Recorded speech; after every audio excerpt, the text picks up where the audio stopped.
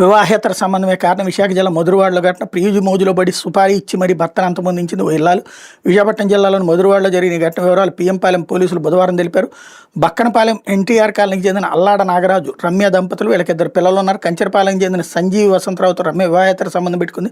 తమకు అడ్డుస్తున్నాడని నేపంతో ఎలాగైనా భర్తను అడ్డు తొలగించుకోవాలని ప్రియుడితో కలిసి హత్యకు పథకం రచించింది. నాగరాజును చంపేందుకు వీళ్ళిద్దరూ కంచరపాలెంకి చెందిన బాలకృష్ణ ప్రవీణ్కి 50,000 ఇచ్చారు. నిందితులు వసంతరావు, బాలకృష్ణ ప్రవీణ్ పథకం ప్రకారం నవంబర్ 29 మధురవాడ మిథిలాపురి ఉడా కాలనీలో గల ఓ లాడ్జిలో నాగరాజును హత్య చేసి శవాన్ని తిమ్మాపురం వెళ్లే రోడ్లో ఉన్న బావికొండ సమీప నిర్మానుష్య ప్రాంతాలు పడేశారు. అనంతరం ఏమీ తెలియనట్టు రమ్య తన భర్త కనిపించడం లేదని డిసెంబర్ 15 పిఎంపాలెం పోలీసులు ఫిర్యాదు చేసి మిస్సింగ్ కేసు నమోదు చేయాలని, తన భర్త మద్యానికి బానిసయ్యాడని 5,000 నగదు బంగారం పట్టుకుని వారం రోజుల క్రితం ఇంటి నుండి వెళ్లిపోయాడని ఫిర్యాదులో పేర్కొంది. అనుమానం వచ్చిన పోలీసులు రమ్యను తమదైన శైలిలో విచారించగా అత్యోదంతం బయటపడింది. పథకం ప్రకారం తామే హత్య చేసినట్టు ఒప్పుకుంది. దీంతో పోలీసులు బుధవారం మృతదేహం పడేసిన ప్రాంతానికి వెళ్లి పరిశీలించారు. బాగా పాడైపోయిన మృతదేహాన్ని పోస్టుమార్టం నిమిత్తం కేజీహెచ్కి తరలించారు. కేసు నమోదు చేసి నిందితులు 4గురిని అరెస్ట్ చేసినట్టు పిఎంపాలెం సిఐ బాలకృష్ణ చెప్పారన్నటువంటి వార్తని హైలైట్ చేసింది.